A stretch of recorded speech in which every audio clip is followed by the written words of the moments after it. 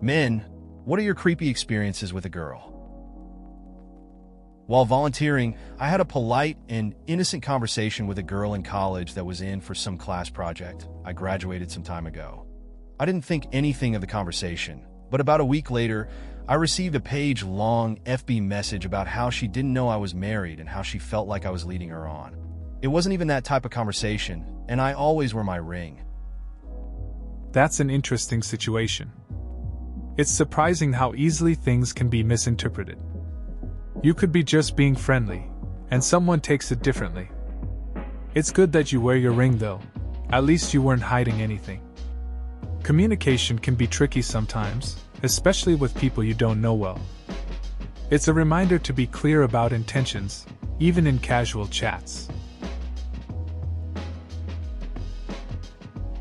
Halfway through the first date with a friend, she nearly broke down about wanting kids and how we could have kids together. I finished the date and went on my way. Then she would text me every few hours to see what I was doing and how I was. I informed her that I wasn't interested and I didn't really feel anything during the date. So that made her text me only a couple of times a week. Then she started dining at my job a few times a week, always around closing. So when I went to the parking lot, she would be there in her car. Finally, I went to her place and just had a very long, honest talk with her. I think I might have been the first person to ever do that for her in her life. She didn't get mad or upset. She listened, and it seems that she's doing better nowadays. Her family was putting pressure on her about being 28 and not having kids, even though she was a homeowner, a teacher with a good job, and lived debt-free. All of her family's value was put into having kids and big families. It's kind of wild how a first date can lead to something heavy like that. It's tough when someone's feeling all this pressure about kids. I remember a similar situation with a friend who felt like she had to conform to family expectations. Sometimes, just having that honest talk can make a difference. I'm glad she took it well. It's good to see her doing better now, even if the conversation was a bit awkward at first. I was set up on a date with this girl, and when we met, she knew way too much about me in advance. Like my brother's names, why I broke off with my ex, etc. etc. It was pretty obvious she had done a lot of research. This was pre-internet, the 90s, and I was creeped out about it. I didn't go well. She kept calling me afterward, and I literally had to tell her to stop calling me. Eventually she got the hint, but it took way too long. That's a weird situation. It must have been uncomfortable having someone know so much about you right off the bat. Sounds like she got a bit too invested before things even started. It's tricky when dating. Sometimes people cross boundaries. Good on you for being direct though. Better to be clear than let it drag on, I guess. When I was in college, my friends and I would hang in the student union, and in my sophomore year, a new freshman girl appears and would sit and play the piano all the time. At first it was kind of cool, but then she started playing Open Arms by Journey, and she would just stare like a psycho killer at me. I kept telling everyone I'm going to end up as a stuffed man doll. That sounds kind of intense. It's interesting how someone can have such a strong presence, especially through music. I guess it can feel odd when someone fixates on you like that. I wonder if she even realized how it came across. It's nice to have music in places like a student union, but sometimes it can get a bit creepy. Glad you made it through college without becoming a doll, though. There was a girl who kept telling me that I looked like Thierry Henry. It creeped me out a lot, probably because I was a socially awkward 12-year-old. It stopped being so creepy when everyone started telling me I looked like Lewis Hamilton, and by the time I was told I looked like Barack Obama, I just assumed people think all black guys look the same. It's kind of funny how people latch on to resemblance. I remember being told I looked like someone famous too. At first, it felt weird, then it became a running joke among friends. Funny how perceptions change. It seems like no matter what you look like, someone will find a comparison. I get that feeling of being socially awkward about it though, especially as a kid. It's all part of growing up, I guess. I've had 3 separate prospective significant others ruined by, probably what can only be a stalker. 3 women I've wanted to date have described the same woman to me talking to them in a public place, my name coming up, and the short blonde with medium-length hair and largish boobs, explaining that while I'm cute and charming, I'm a total asshole to date. My current girlfriend, who was also approached by, probably, the same woman attempting to keep me single, went through my high school yearbooks and couldn't recognize her anywhere. TLDR, there's a woman who seems to tell people I want to date that I am not dating material. That's a wild situation. It's strange how one person's opinion can mess with your chances. It sounds like you have some kind of unwanted shadow hanging over your dating life.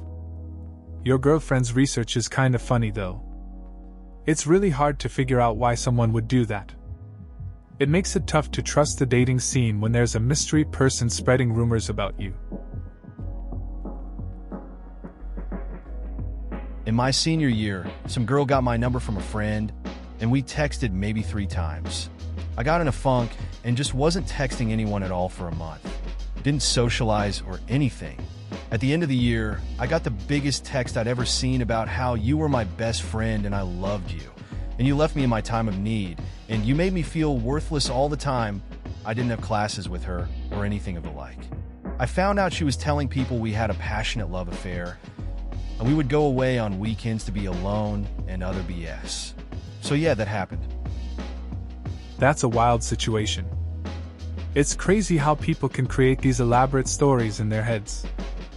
You barely even knew her, and she turned what was nothing into this whole narrative. It's interesting how connections can be misinterpreted, and suddenly someone feels so strongly about something that never really existed. It makes you think about how easily feelings can get distorted in the absence of communication. Not really creepy, but this one girl used to follow me everywhere I went, sat next to me in class, lunch, followed me in recess, etc. I didn't mind, but since I was made fun of because of her, I told her to leave me alone and to never talk to me again. She moved next year, and I regret telling her that since I don't think she had friends except for me. It's interesting how people sometimes don't realize the impact of their actions. I remember a similar situation where a friend hung around a lot. At first, it was okay, but eventually I felt overwhelmed. I pushed them away, thinking it was for the best. Looking back, I kind of regret it. Sometimes people just need a friend, even if it can be a bit too much at times. My ex-girlfriend cheated on me in September. I've blocked her and refused to talk to her for 6 months. Now she's creeping me out by mentioning every little detail since the day we met, even the days of the week where we met and started our relationship on. I didn't even remember the day I met her. Might not be as weird as the other things on here, but to me it's pretty damn creepy. Yeah, that sounds pretty uncomfortable. It's wild how some people remember everything while you can't even recall the basics. Blocking her was probably a good call, but dealing with her now must be annoying. Just focus on moving forward and keep your distance. It's better not to engage with that kind of behavior. I'm on the bus, looking out the window at the horizon, thinking about how I might like to hike that mountain over there, when a woman on the bus starts yelling, "Why are you staring at me?" I didn't realize at first that she was screaming at me. After a second or two, I guess that while I was looking out the window, this woman thought I was looking at her. Anyway, while she throws a hissy fit, the bus driver pulls over and refuses to go anywhere until I get off the bus or police will be called. I quickly got off the bus and had to walk home instead. This kind of thing has happened to me a few times recently, slight different circumstances each time. That sounds pretty wild. It's weird when something like that happens out of nowhere. You just wanted to enjoy the view, and then you're suddenly in the middle of a scene. It's frustrating how misunderstandings can escalate so quickly. Makes you think twice about just zoning out and looking around. Walking home must have been a long trek after that. Hopefully, you have some better bus stories in the future. walked by my sliding glass door about midnight one night and saw the girl I was dating just standing there staring inside. I had dropped her off at her house about 2 hours earlier. It was pretty creepy, like a lot. I cracked the door to ask what she was doing, and before she could even answer, I just asked her to leave. We didn't go out again after that. That sounds really unsettling. It's weird when someone shows up unexpectedly like that, especially after you've been hanging out. I guess it just changed the vibe completely. Sometimes, things like that can make you rethink the whole relationship. It's funny how a simple moment can lead to a big decision, like just not seeing someone again. Sometimes, you just have to trust your gut. I finally broke up with a crazy on-off-again GF several years ago and moved into a one-bedroom apartment. I had decided to live a more reclusive life for a while, focused on my job/education, and told some close friends that I moved but never mentioned where. I started dating a girl, and we ended up at my apartment. I got a message from my ex a few days later that said, "So who's the girl you had at your apartment?" I brushed it off, but it really creeped me out. That sounds like a tough situation. It's odd how an ex can still be in your business. Moving on is hard enough without the past creeping back in. I get wanting to keep things low-key, especially after a relationship like that. It's good you focused on yourself, though. Just goes to show that sometimes they just don't let go. Keeping the new relationship separate must have felt even more important after that. This girl was proposed to at the top of the Eiffel Tower by her current boyfriend, and she said no to him. Turns out that girl was my ex-girlfriend, who I had not spoken to in 4 years. When they got home from their vacation, she contacted me and asked if there was any chance we could be together. I said no. She went back to said boyfriend and said yes.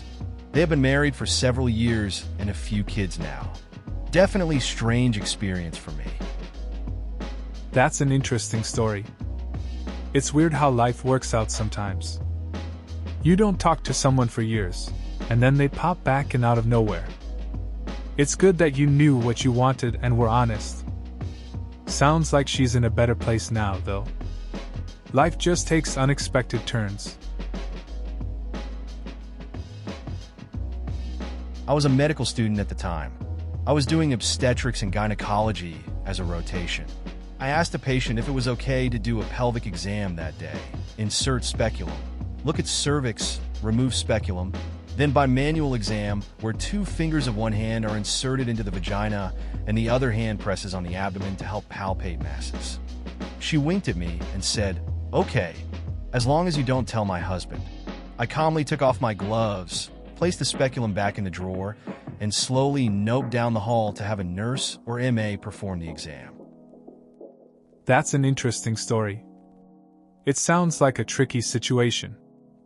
I guess you handled it well, choosing to keep things professional. It's definitely not something you expect when you're just trying to do your job.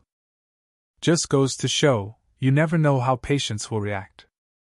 Sometimes you just have to keep it straightforward and not get too involved.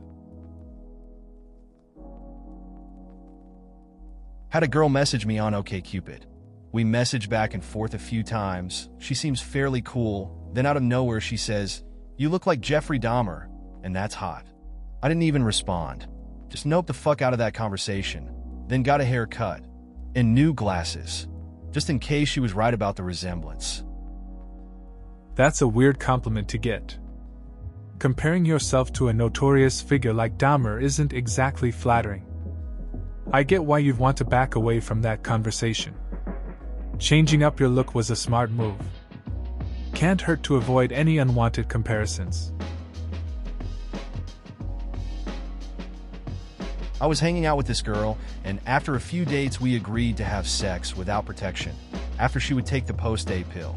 Just as we finished, she says she loves me. We had been going out for a couple of weeks, that I am perfect for her, and she wants a kid from me. I had to bring the worst part of me, and ended up saying threats that made her cry. In the end, she took the pill. We talked about it a couple of times later, but nothing after that.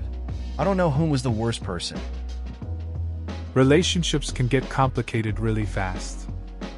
It's wild how quick things can escalate to that level of intimacy. Her saying she wanted a kid right after was a lot to handle. It's tough when emotions clash with reality. Everyone deals with these kinds of situations differently, and sometimes people just say things they don't mean. It's hard to pinpoint who acted worse without knowing the full story. The first day of a girl at my job, she was seated with me because I was giving her training. There was uncomfortable silence for a while, and on the corner of my eye I saw her playing with a pen like it was an airplane and making sounds like FSHHHHHHH. TRRN, TRRN, TRRN, tada, like it was flying and shooting. Long story short, she's my girlfriend now. That's kind of funny. It's interesting how a little awkwardness can turn into something more. I guess we don't always expect those first moments to lead to a relationship. It's nice that she found a way to break the ice, even if it was a bit quirky. Sometimes the simplest interactions can lead to the best connections.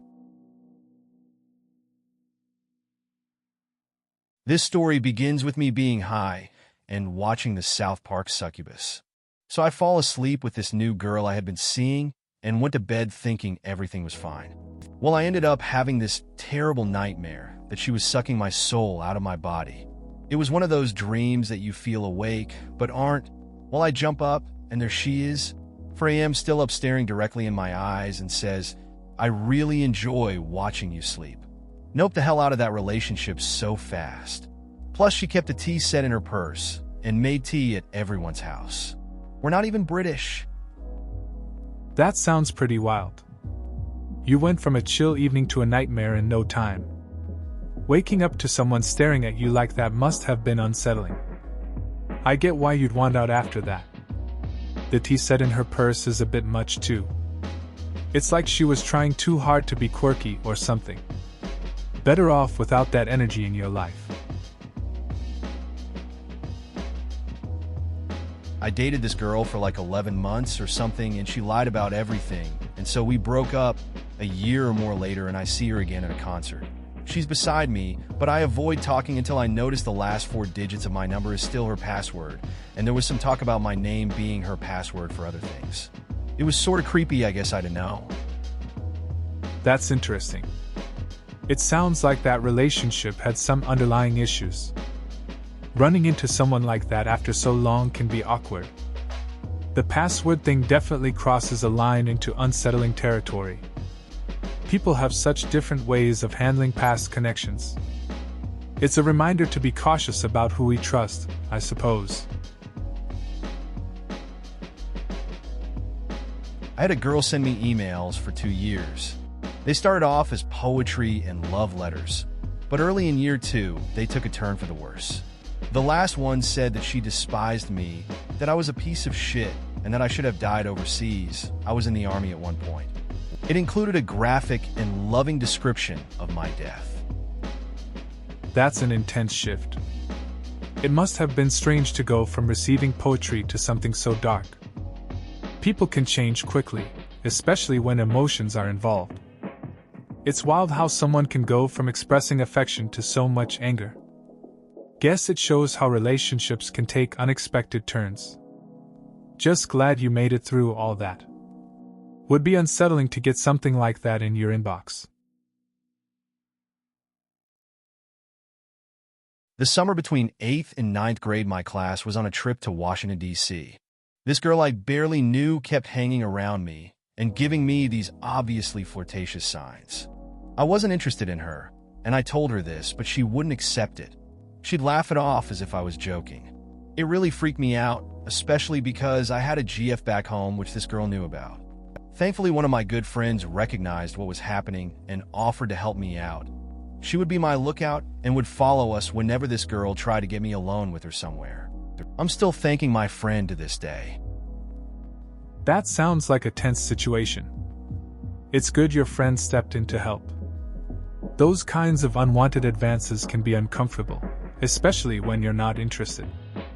Having someone watch your back in a social setting can really ease the stress. It's nice you still appreciate that help. Friends who look out for each other during awkward moments are important. Those memories can stick with you for a while. I was in college and had a one-night stand with this girl.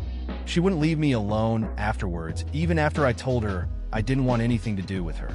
She kept calling and texting me. One day I woke up and she was lying in bed with me. Said she just walked in as our front door was unlocked. That sounds like a pretty intense situation. It's always tricky when one person thinks it's casual, while the other feels differently. The unexpected morning surprise adds another layer. It's important to communicate clearly, but sometimes things just get messy. That's life in college, I guess. And that is why I've learned to always subtly mention my so when conversing with other women that I just met. There was a girl living at the same apartment complex who I had chatted with a couple times while walking my dog around the grounds. She was walking her dog.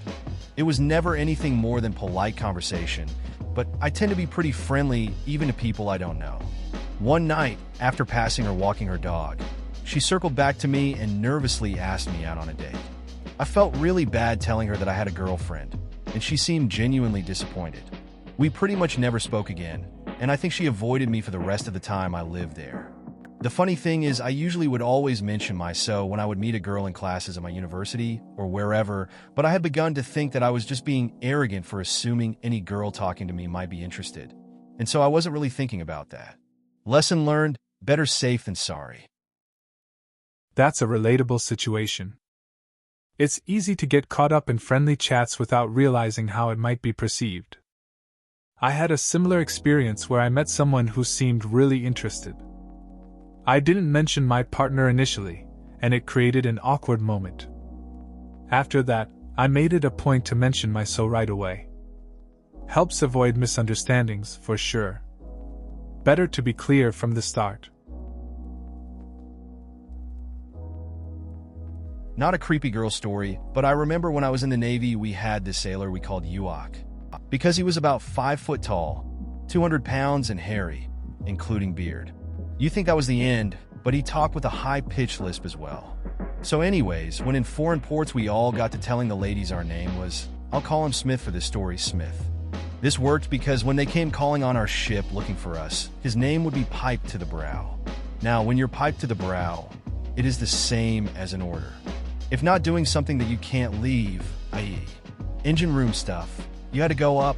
This poor guy, when on duty, had to go up to the brow about 20 times a day, knowing full well what it was about.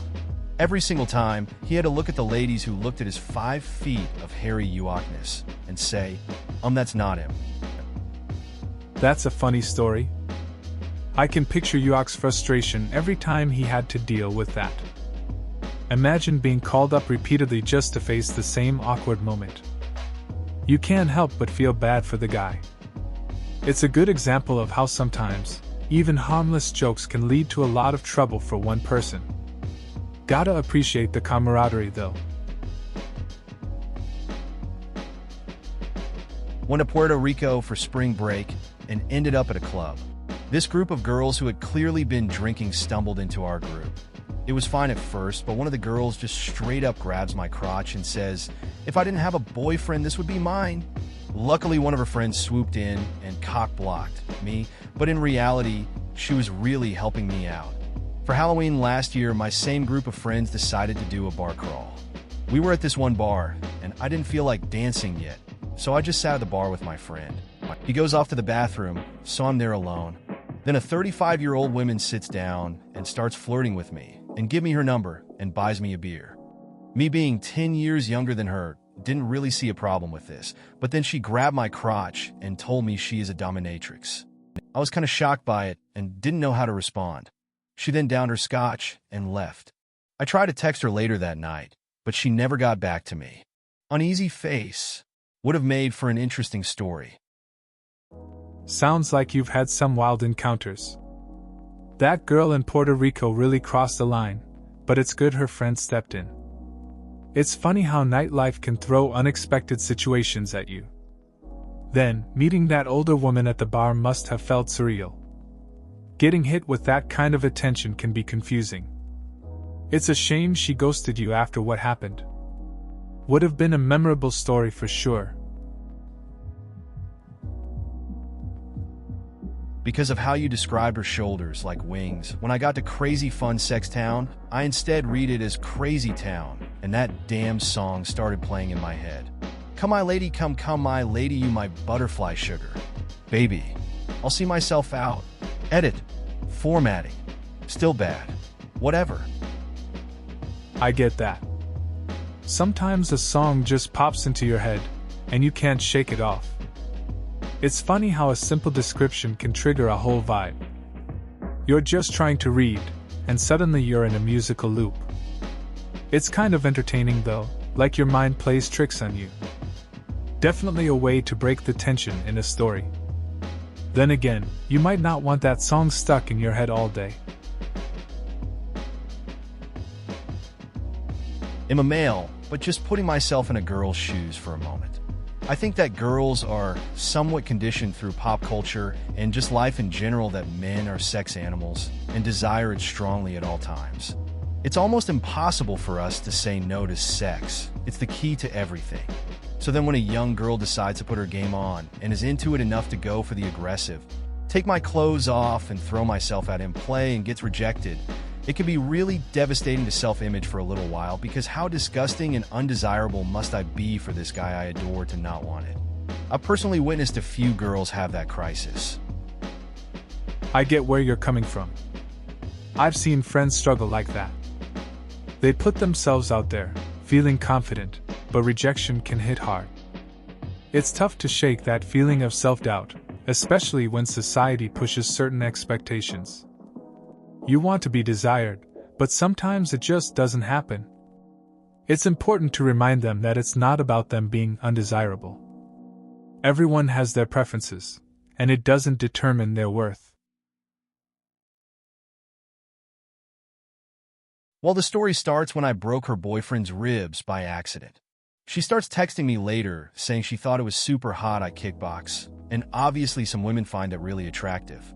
In my experience, though, you really need to learn to judge when a girl is into it in just a general sense, like because you're an athlete or they like combat sports or whatever innocent reason, or if they actually like the fact that you hurt people. If it's the latter, just walk the other way because, Jesus Christ, that is a mistake just waiting to happen. That's an interesting scenario. It's kind of wild how some people get drawn to the whole athlete vibe. But yeah, figuring out the difference between admiration and something more concerning is key. I guess she found the tough side appealing, but it's all about intent. You don't want to get mixed up with someone who thinks violence is cool in that way. Better to keep it safe and just enjoy the sport. As a labor and delivery nurse, I just have to say this. When a newborn dies or is stillborn, we always wash, dress, ECT. Them and take photos for the parents to take home, if they want them. She was probably just really sad about losing a baby. Weird to you, but that's still her child. Still should have not showed you with no warning. I get that it's tough for parents in those situations. Being a labor and delivery nurse means you see a lot of emotions, both happy and tragic. It's a delicate balance of being professional while also being compassionate. That nurse probably wanted to help in her own way, but it's a heavy thing to share unexpectedly.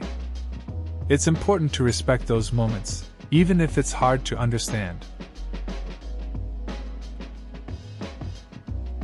When my doctor went to give me an exam, he got me situated on the table and said, "All right, time to grab the old duck, build, spread a puss," and grab the speculum. I nearly died laughing. Best doctor ever. Edit. Point being, it's awkward and uncomfortable if you don't make jokes, in my opinion. That sounds like a pretty funny moment. It's good when people can bring humor into awkward situations. It definitely helps to lighten the mood. I remember a similar situation at the dentist where the hygienist made a joke about me looking like a chipmunk with all the tools in my mouth. Laughter makes those kinds of experiences a bit easier to get through. Hardcore abandonment issues here. Never 43 missed calls in an hour, but I've been there 7 or 8 calls. Gets to the point where you don't even care about the relationship anymore. You get super fixated on this one detail because this person who supposedly cares about you is ignoring you, and it's bringing up all your childhood pain. Rather than dealing with your real feelings of neglect, abandonment, and insecurity, you focus on getting this person to answer the damn phone, because that's much less painful even if it makes you look completely insane. Therapy helps people. I get that. It's tough when someone's ignoring you, and it triggers old wounds. You start to fixate on the missed calls instead of dealing with the deeper issues. It's like diving into a distraction because facing those feelings feels worse. It's a reminder that communication can really mess with your head and that talking to someone, like in therapy, can make a difference. It's all about finding healthier ways to cope.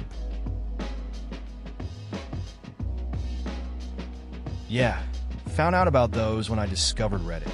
Actually, I don't think there's anything wrong with preferring bigger guys or girls, but literally loving their fat, that's pretty messed up. After I left, I lost a little weight since I was no longer stuffed to the gills all the time.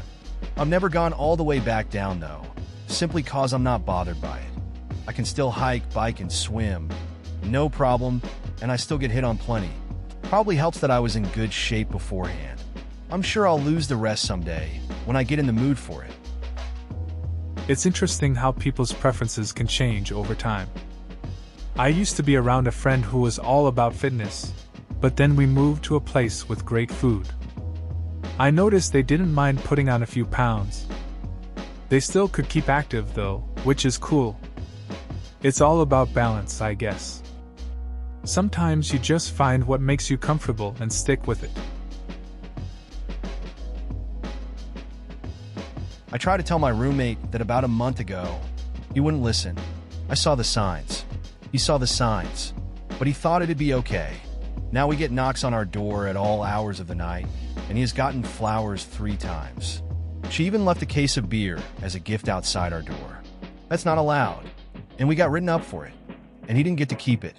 I hope he learned his lesson. Sounds like your roommate had no idea what he was getting into. It's odd how people can ignore obvious signs until it's too late. Knocks at odd hours and surprise gifts don't seem like a good mix. Getting written up adds another layer to it. Maybe this'll make him think twice next time. It's a good reminder that actions can lead to unintended consequences. Hope things settle down for you both. I dumped a guy once because he wasn't nice to my dog. He never hit her or anything, but he would say mean things to her. He also wouldn't let her sleep in the car. That's weird, right? I mean, we'd get in the car and she'd go in the back seat to fall asleep. As soon as she laid down, he'd pull on her leash and make her get up. Who does that? That's pretty odd. I get wanting to keep the car clean, but making a dog uncomfortable doesn't make sense. If someone isn't kind to your pet, it says a lot about them. Pets are like family, they deserve respect. It's a good call to end things if he couldn't be nice to your dog. Just shows how important it is to find someone who gets that. Please consider subscribing if you enjoyed. Love.